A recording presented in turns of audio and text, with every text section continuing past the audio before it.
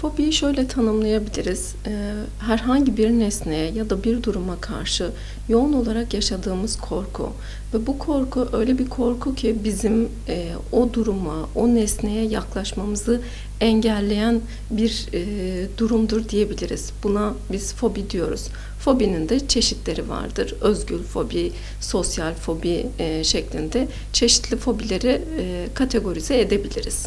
Yani özgül fobi dediğimiz fobi herhangi bir nesneye karşı, herhangi bir duruma karşı yoğun olarak yaşanılan korku. Örneğin mesela sosyal fobiye dışarıya çıkıldığında insanlara yönelik, tanımadığı bir mekana yönelik, insanlara yönelik yoğun bir kaygı yaşayabiliyor kişi.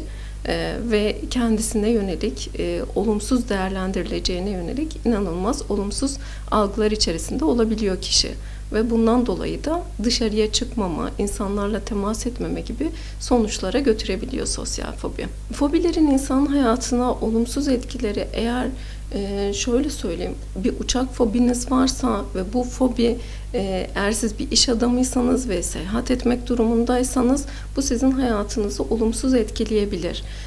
Örneğin çok katlı bir yerde oturuyorsunuz ve asansör fobiniz varsa asansöre binmek zorundasınız sonuçta ve bilmediğiniz takdirde bu sizin için bir sorun haline gelebilir. Ama atıyorum kırsaldasınız ve çok da hayatınızda asansör çok sizin için bir asansör fobiniz varsa bu çok da görünmez hale gelebilir. O yüzden de eğer bir korku yaşadığınız fobi hangi duruma yönelikse ve o durum hayatınızın içerisinde ne kadar mevcut olduğuna göre değişir.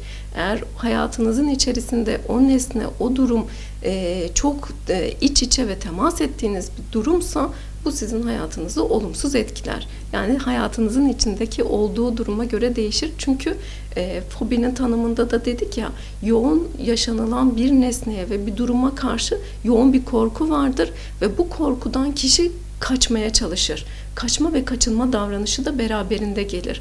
O yüzden de hayatınızın içerisinde önemli bir yere sahipse kaçtığınız durum sizin için de olumsuz bir etkiye sahip olacaktır. Fobi tedavi edilmesi çok da zor olmayan aslında tedavi teknikleri vardır. Eğer fobilerin altında travmatik bir öykü varsa bununla EMDR, göz hareketleri de duyarsızlaştırma dediğimiz bir teknikle çalışıyoruz. Bunun dışında çeşitli davranışçı teknikler de söz konusu ve bu davranışçı teknikler kademeli olarak kişiyi maruz bırakma ve bilişsel çarpıtmaları üzerinden çalışmalar yapıyoruz. Fobi, kaygı bozuklukları içerisinde yer alan psikiyatrik rahatsızlıklar içerisinde değerlendirebiliriz.